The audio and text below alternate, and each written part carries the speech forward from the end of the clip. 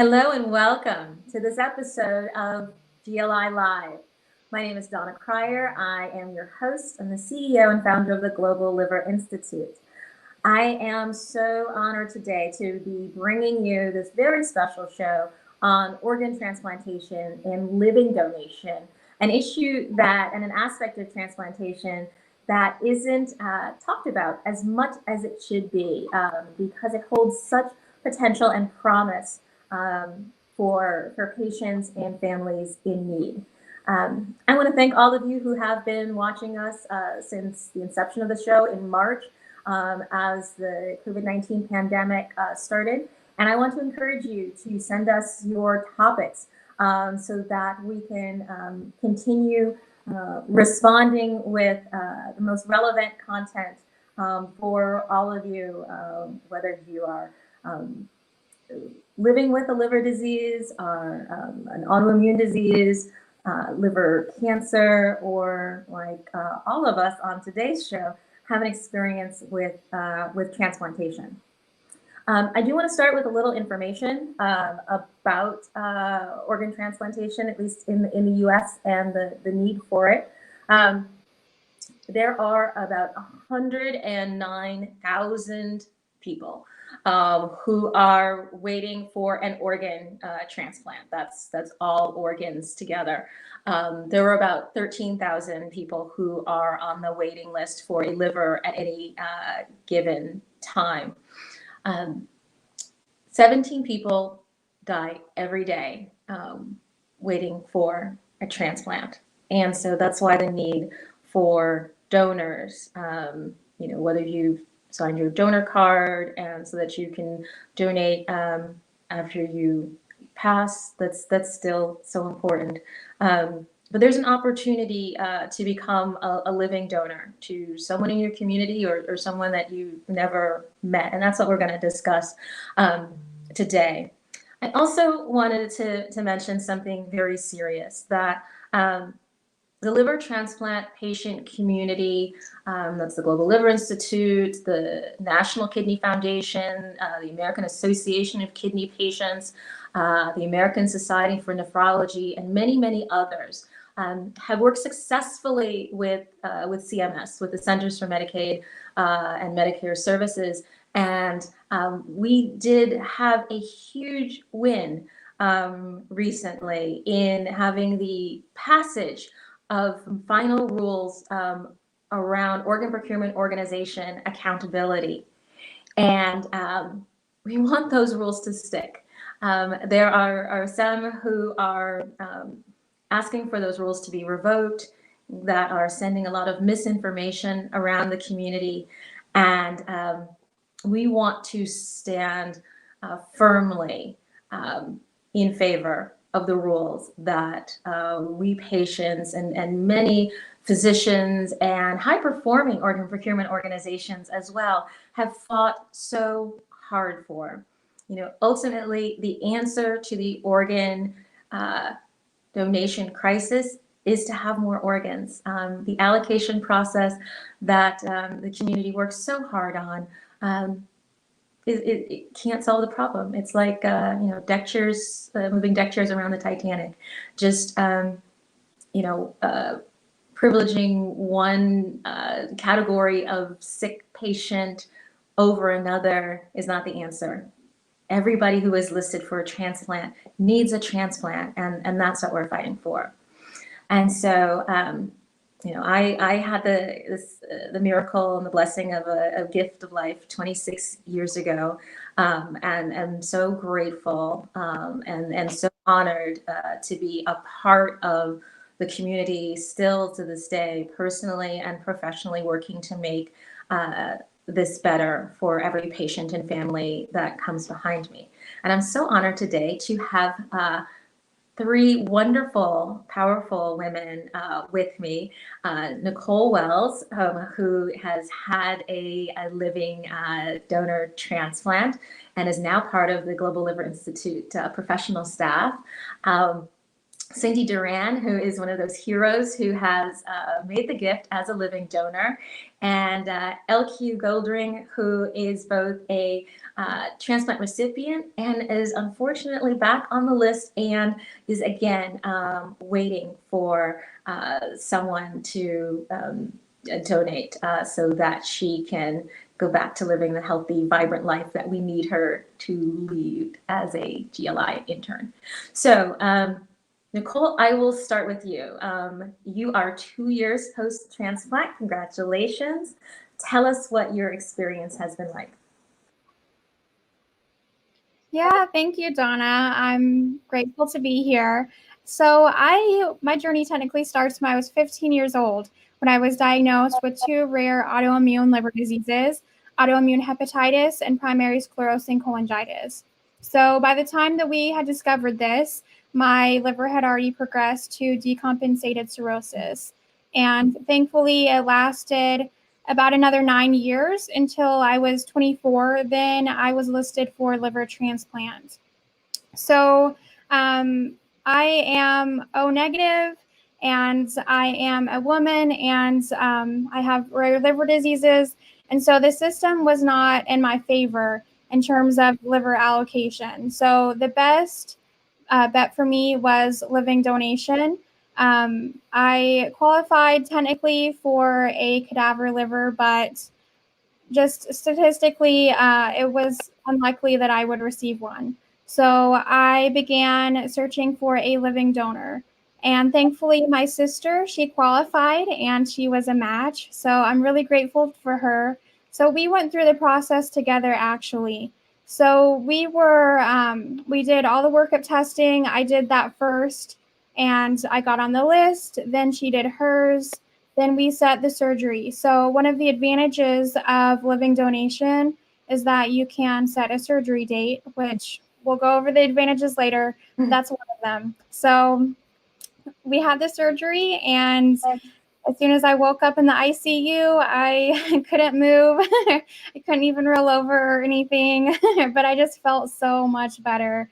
And my family came in there, and here I was intubated and everything, and they were like, "Wow, you look great," because I did, and I felt great, and it was just remarkable to have a non-cirrhotic liver for the first time in a very long time in my life. So I didn't really understand. I knew the symptoms of cirrhosis, but there are a lot of them. And so I didn't really consider all of them. I just accepted them as part of my normal life, such as nosebleeds. So I would be covered in blood all the time. My platelets were so low, and now I don't have those anymore. So they're just little things like that that really make a difference.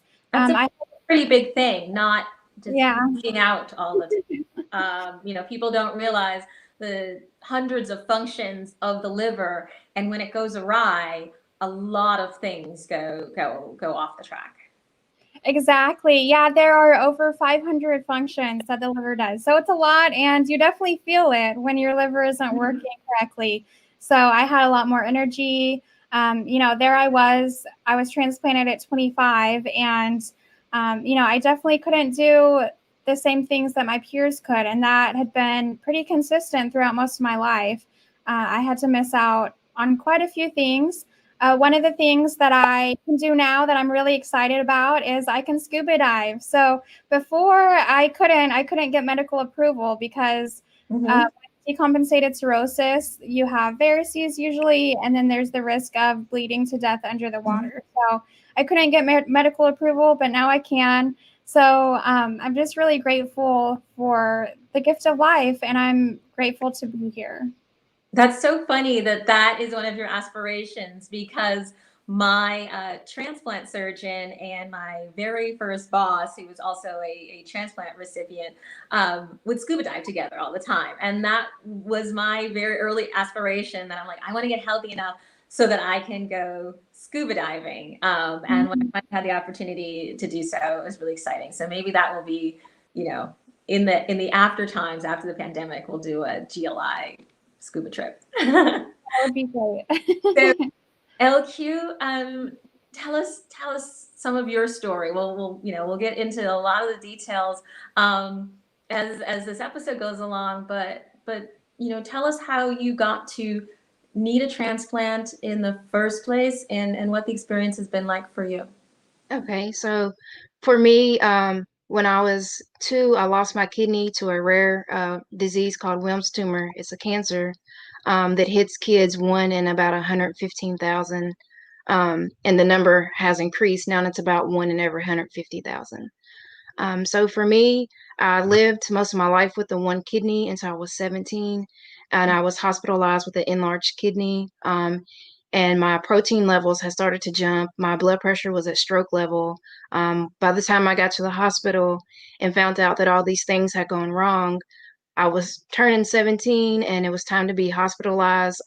One day after I went to school, I was having this throbbing headache, nausea, fatigue, just kept setting in for days at a time. And I finally went into the ER and they were like, ma'am, we hate to tell you this, but you have until tomorrow morning to make a decision if you're going to do peritoneal dialysis or regular dialysis. So I did dialysis for 5 months and I was placed And on the which one did you choose? And tell us. I chose peritoneal, where you actually have a surgical surgery to implant a PD catheter into the stomach, and you Mhm, hook up to a machine for 8 to 10 hours every night until you get a kidney transplant. mhm. So every night, I would come home from school, get ready for the night, have dinner. I would hook up to my machine, and just like a dog on a chain, that's about as far as I could go in my house. So, my family would have dinner together. Then afterwards, they walk up and down the hallway. We'd have shouting matches and things like that, just to make it fun and interesting. Mhm, So I didn't always feel alone. mhm. But just fast forward a little bit, after being on on dialysis for 5 months, I was on the UNOS list for 10 days, and I got the call for kidney transplant on February 4th of 2007. And it was amazing. Like, I woke up from surgery, I was talking, I was moving around, and the doctors were like, Miss Goldring, you got to slow down. You're moving too fast. You just had a major surgery. And I was like, I don't feel anything. Until I looked down and seen this amazing scar on my stomach. Mhm, It was kind of a reality check. But for me, it was a blessing. I was giving my life back. I didn't have to hook up to a machine mhm, every day. I no longer needed the machine. I could travel with my friends, with my family. I could eat and drink absolutely anything I wanted to. The one thing about not having working kidneys is you're limited to the things you can eat. You have mhm, to take phosphorus binders with every meal to keep your veins from calcifying. Is when the veins harden, and it's mhm, hard to reverse. And so that's something you really have to be concerned with. And as far as fluids, for me, I can only drink up to half a liter of fluid a day in wow, order to keep my heart healthy as well as my mhm, body while I wait a second kidney transplant. So by having that first transplant, I didn't have to worry about that. I wasn't in the hospital. I could go swimming, with a PD catheter. You can't take baths, you can't go mhm, swimming. So for me, it was empowering to get back in the water, to get into the lake. Like, mhm, I hadn't done those things for years. So, mhm. that was exciting for me. Then after 8.5 years, I went in for a kidney biopsy, and my doctors told me once again, Miss Goldring, your kidney function has dropped down to 15%. It's time to make a decision if you're going to do PD at home or if you're going to do hemodialysis in the clinic. And so for a period of time of another 5 months, I did PD, and I underwent complications with my catheter and fluid overload, in which I ended up getting double pneumonia twice. And I was hospitalized with 10 liters of fluid both times, with fluid on my lungs and around my heart and on my legs, where my legs swelled like an elephant's legs, my hands, my face. So that's how they figured out, like, hey, it's time we get you this kidney so that we can keep all these different things from Mhm. going out of whack. So now I'm at a time where I'm just waiting each day, going through the emotions of going to dialysis in clinic 3 days a week for 4 hours at 6:45 a.m. every morning, Tuesday, Thursday, and Saturday. So that's kind of where I'm at this point in my life. Well, that that is a lot, and um, it occurred to me as I've listened to, both your stories and um, remembered my own, that most people don't think kids, teenagers, get these types of serious diseases. I was Mm-hmm. 18 when I had my first diagnosis and was in the hospital. The softball behind me on the shelf is from my 8th grade softball team that they signed when I was in the hospital, my very first hospitalization. That's why I, keep it still. And Nicole, you were so young. LQ, you were and are both, you two are still both so young. But at the start of your diseases, and I think most people don't realize that children and teenagers can be affected by very serious liver and kidney diseases. I think they also don't realize that many of us liver transplant recipients, either because of some of the medications that we take or just the wear and tear on our bodies, may end up needing kidney transplants as well. And so, the liver and kidney communities need to stay very close, and we do work very closely together. Cindy, so glad to have you back. Cindy is doing the Warrior's Journey, trying to connect in with us, and we so appreciate that. So, Cindy, tell us about your experience as a donor. I'm sorry, and to begin with, thank you. I'm in a hotel in Dallas at work, so we don't have a really good internet connection here. So my name is Cindy, and on July 31st, 2017, I donated about 65% of my liver. Okay, we will see if we get Cindy back. But Nicole, you have really dedicated yourself in the 2 years since your transplant on learning so much about the system. And we are very proud to have you actually leading the Pediatric and Rare Liver Diseases Council now at the Global Liver Institute. So I think you could probably pick up a little bit on Cindy's story. She was talking about the 65% of her liver that she donated. I think most people don't realize that, you can donate that large part of your liver, and then it regenerates to serve and support both the donor and the recipient, a very unique quality of the liver. Cindy back? Okay. Cindy, we were just talking about the fabulous regenerative properties of the liver and your Wi-Fi. So while we have you, keep telling us your story. We will persist. Yeah, and I'm sorry. I'm gonna try to get a better spot here. So I did donate to my dad on July 31st. Mm-hmm.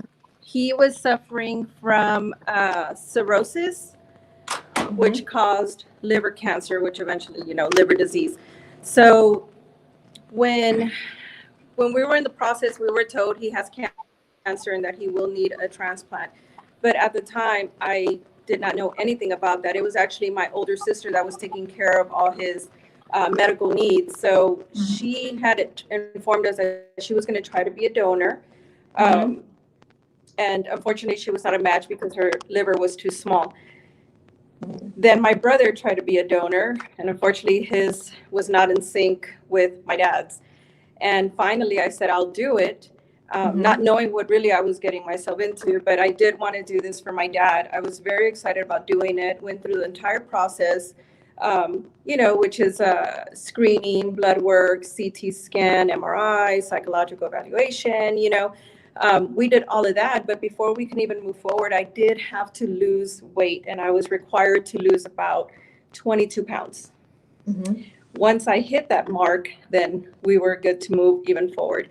During the time, the only thing I needed at the time was an MRI, and we got a call that there was a deceased donor for my dad. We rushed to the hospital. Unfortunately, it was not a match, so that's why I always say I was meant to be his donor. It was not a match. A week later, I had my MRI, and then I was told, that I was a match for my dad. So I'm not going to lie, it was very... in the beginning, I just wanted to do anything. Just tell me what to do. I just want to be there for my dad. then when it got closer and I was a match and they were talking about let's schedule a date, that's when it all started hitting me. But I still wanted to do it. And I had my surgery here in San Antonio at University Transplant Center. And the staff was amazing. My liver regenerated within about 5 to 6 weeks. That's amazing. And my dad was feeling great pretty much immediately. What I always tell everybody when they ask about it, I say within 2 months, a little bit less than 2 months, he was at my house cutting my yard within 2 months post-transplant. So that's just amazing compared to his before pictures and how he was. The liver's still doing great. The liver's beautiful. Everything's just great with him. You know, I till this day, I can't believe that he has a part of me inside him. And that was amazing to see on a CT scan. I wasn't sure what I was looking at on the CT scan because all I can see was colors and green and black and white. But I knew that those colors were my liver when he had his CT scan, and that was probably one of my best memories. I wanted to, you know, wonderful how your whole family, you know, came together to try to support, to try to match. Clearly you were meant to be. One of the aspects of your story, though, I think would generate some questions. It's not uncommon, but sometimes people are asked to lose weight before they're able to donate. Tell us why that is.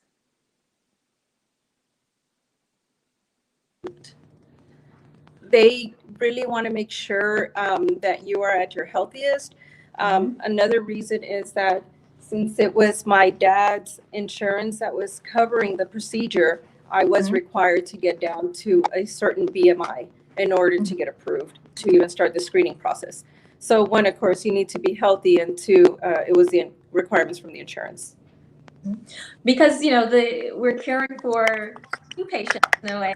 The recipients do well, but you certainly want the donor to have as healthy as possible, the best out. And you also segged into another, you know, important point that people ask about, that it is the recipient's health insurance that covers the donor's procedures. So yes, it was a recipient's insurance, my dad's. I wasn't really aware of any of that. To me, my only focus was what do I have to do to give my part of my liver to my dad. So I don't know that other stuff. My sister took care of all the medical stuff. But yeah, I know most of the basic information.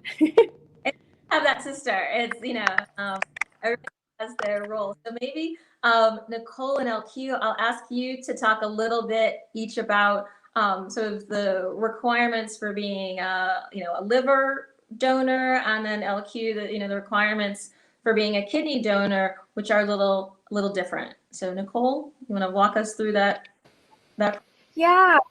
If you don't mind, I prefer that LQ goes first, just because the liver qualifications are similar, but there are just a few additional ones. That's All fine. right. Okay, so for living donation for a kidney, the requirements are you must be in good health, a BMI of 30, just for the protection of your future health.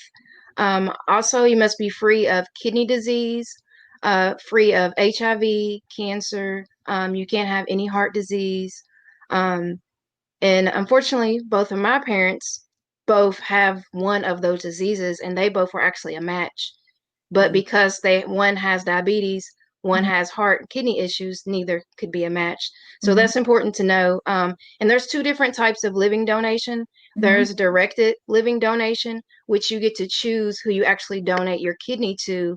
And then there's non-directed donation, which you can call up a clinic, or you can call up the National Kidney Foundation or the National Registry list, and you can let them know that you want to be a donor for someone in need. And in kidneys, it's quite interesting, the sort of rings that you get, where maybe you're not donating necessarily to this person, but it enables somebody else to donate, and so there have been, I think, up to 16, 18 people sometimes in these sort of kidney cascades, where one person's donation enables this whole sequence of donations that are better matches, that you may not match your spouse, for example, who you wanted to donate to, but you are what they call a 6 antigen match, for a very close match to someone else that is listed, and so that enables this effect of donation, which is, I've always thought, was just really remarkable. This sort of cascade of love goes from community to community and hospital and family to family, and is able to touch so many lives. The kidney exchange program allows living donors to connect with more than just one donor at a time. So, for instance, for me, my antibody levels is at 100%, which makes it harder to be transplanted. So in return, my brother is not a match, but he went through the workup process to be in the kidney exchange program. So when I get a transplant, somebody else will get a transplant from him. So to be 4 of us in the surgeries at the same time. And in return, there's been chains up to 36 people that have been transplanted at one time that we currently know of. Fantastic. Thank you. That's exactly. And I said, so Cindy, while we have you back, we'll go to you. Let me ask you this question before Nicole. I will come back on the slight differences for us on the liver side, but Cindy, what has your health and experience been like since your donation? You look fantastic. So about a month post donation, I did have some common complications, and those common complications were related to my bile ducts. So before I went into surgery, they did explain to me, my surgeon did explain, that the most common complications will be with the bile ducts, and those include bile leaks. Before surgery, he said if that were to happen, it's usually resolves on its own within a couple of weeks. If it doesn't, they'll put like a T-tube, a drain, and if that doesn't resolve it, then it would have to go into surgery to try to seal them off. Thankfully, all I needed was a drain because mine were just being pesky. And remember, these are very, very small bile ducts. So yes, I did require a drain that was placed. I had that drain for about 3 weeks. It was removed, but about 3 weeks after it was removed, they checked again, and there was another bile leak that was forming. So I had another drain put in, and that one was on there for probably like 2.5 months, I believe. And honestly, if I had to say anything negative about the whole surgery, the only negative part was carrying that pouch around. But that's nothing compared to everything that my dad was going through at the time, even before surgery. That's what I always say. If I had to carry that pouch and bile drain pouch, and cleaning it out every day on my own, it was nothing. It wasn't painful. It was just annoying. It was like my ball and chain is what I called it. But I would do it all over because my dad was just suffering so much.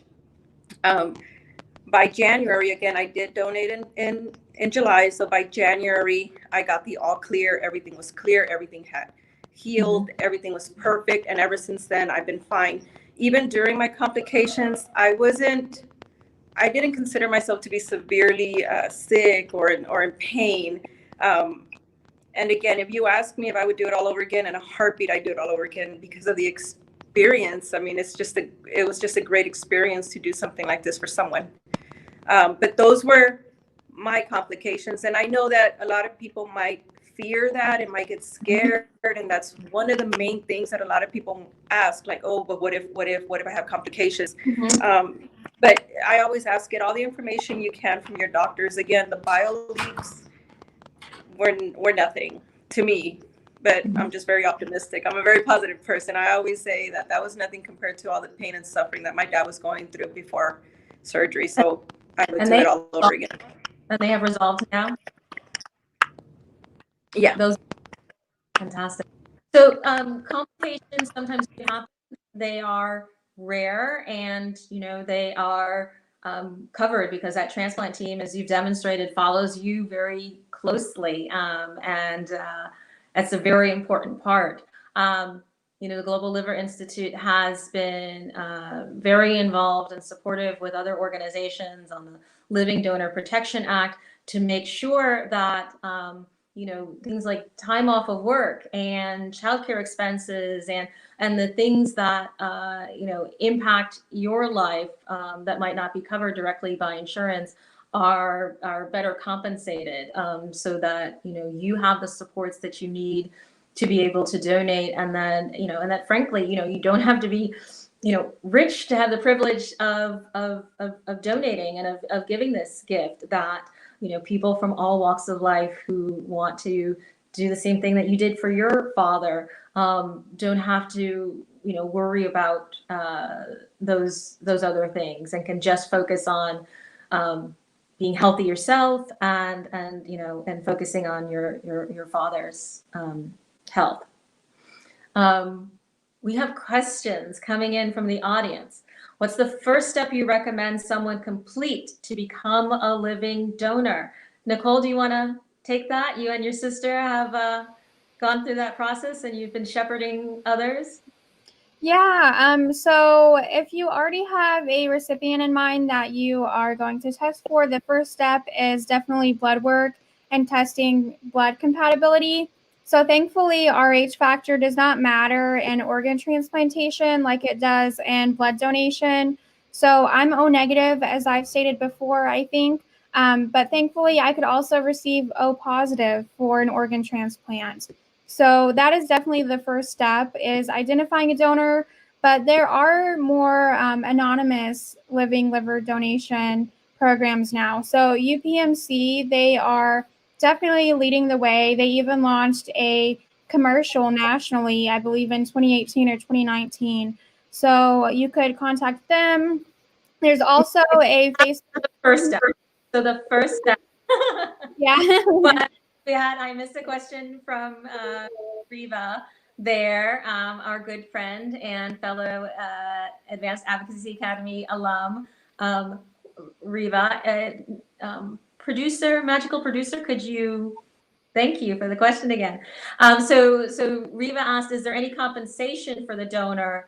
Do they get disability insurance or anything like that? The answer, I'm happy for anyone else to answer more fully, is not in the United States, under the National Organ Transplant Act, or NOTA. There haven't wanted to be inducements for people, or have people sort of selling their organs and having poor people provide organs to rich people, as we have seen in dystopian movies of the future, or unfortunately as we hear about perhaps in other countries without the same ethical framework. But there are provisions afoot in the Living Donor Protection Act that we mentioned, and in programs that we will list in the show notes, that do provide additional types of financial supports to donors and recipients, whether it's travel, lodging costs, childcare costs, other things, to make sure or to try to neutralize the the costs associated with donating. So thank you so much for that question. So Bree has a question for us. Bree, I know that you are in the same situation, and we're glad that you are able to be with us here today. Bree reports having emotional issues accepting the gift. How have you been able to deal with the guilt of taking the gift, or how have you somehow taken the positive route? I feel, and I'll allow each of us have sort of had to make peace with this.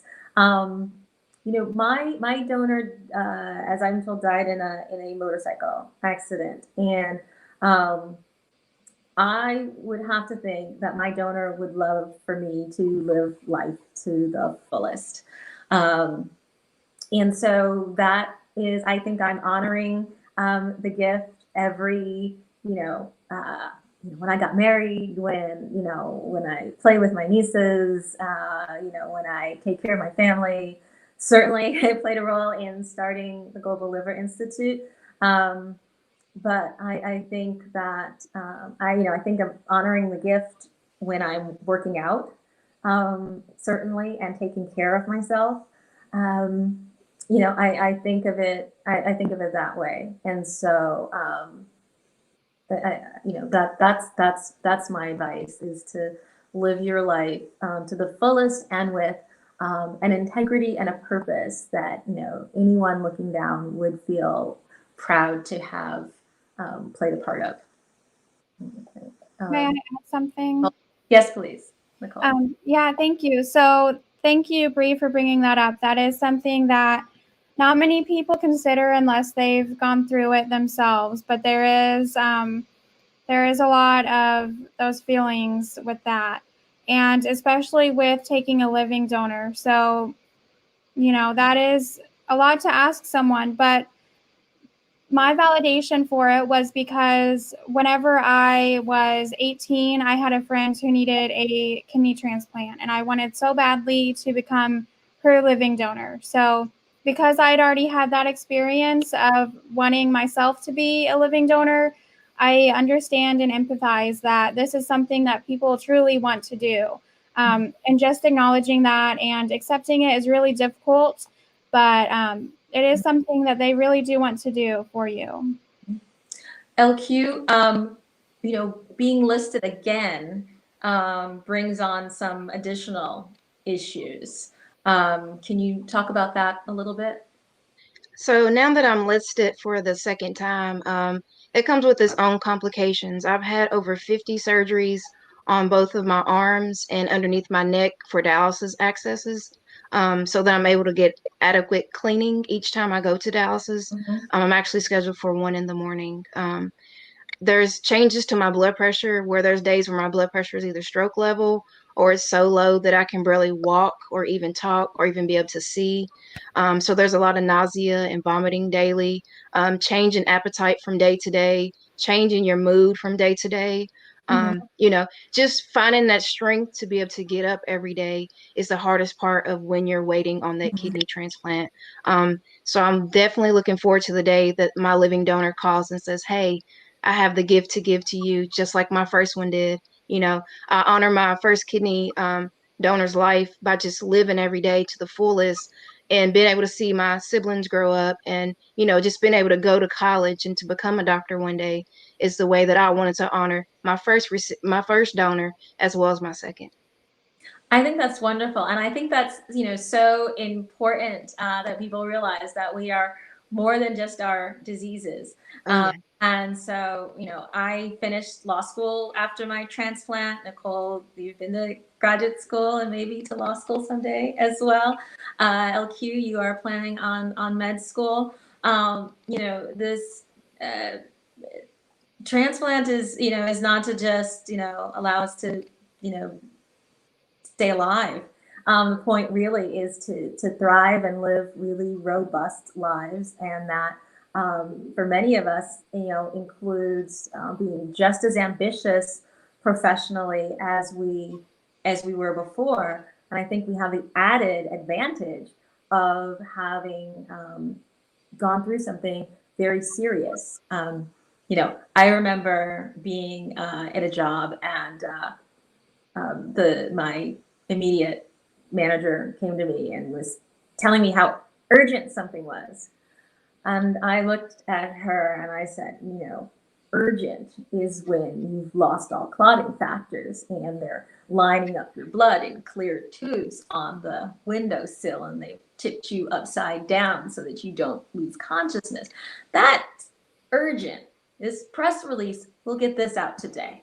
So it certainly gives you a perspective on life and what's important, and that is priceless, and I think actually makes us stronger and better for whatever pursuits we would undertake moving forward.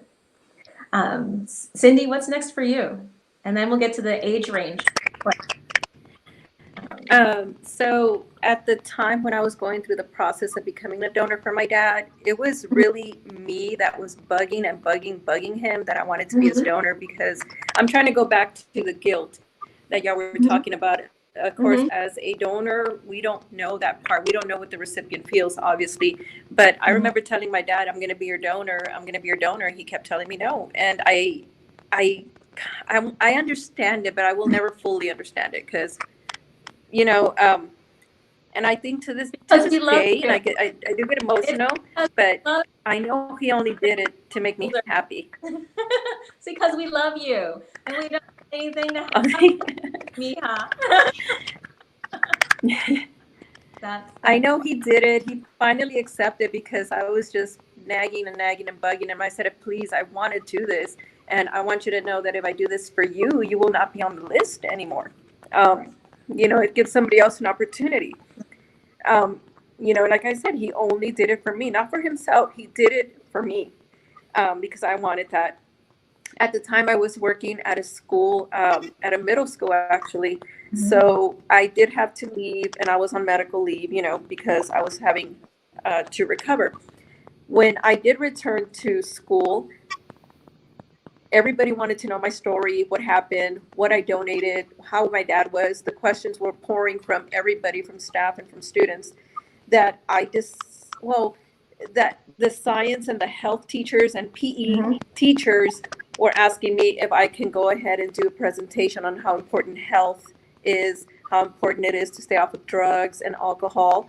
And that's where I came up and did PowerPoints, and I was doing presentations for like 2 weeks straight during those 2 weeks to show teenagers and spread the word about organ donation, and they were just in awe about it. as they should. So that's what I'm doing. Yeah. And then currently, right now, I'm working with dialysis patients. So I transport them to and from their appointments daily, and that's what I do today. And I'm sorry, that's why I'm in Dallas at a hotel. But I wanted to do this because I want to help, and I want to get more involved and more information on the kidney part of it. So when I'm taking my passengers, well, I call them my friends now, because we see them during the week, 3 times a week. I get more information. I ask how long they've been on dialysis, just their health. And eventually, when I get to know them a little bit more, I ask, about, are they on the list? And do they have a donor? Have they considered, reaching out to see if somebody will donate? So that's where I'm at right now. And I feel that I'm really, really sharing my experiences and bringing more awareness to people, even though it's different. I'm a liver and they're kidney, they need a kidney, but just the connection. And then when they find out that I'm a donor, it's just there's just a big connection right there. So that's what I'm doing right now to spread awareness. And that's what I want to do and will continue doing. That's tremendous, because so many people who are on dialysis don't realize that transplant is an option for them.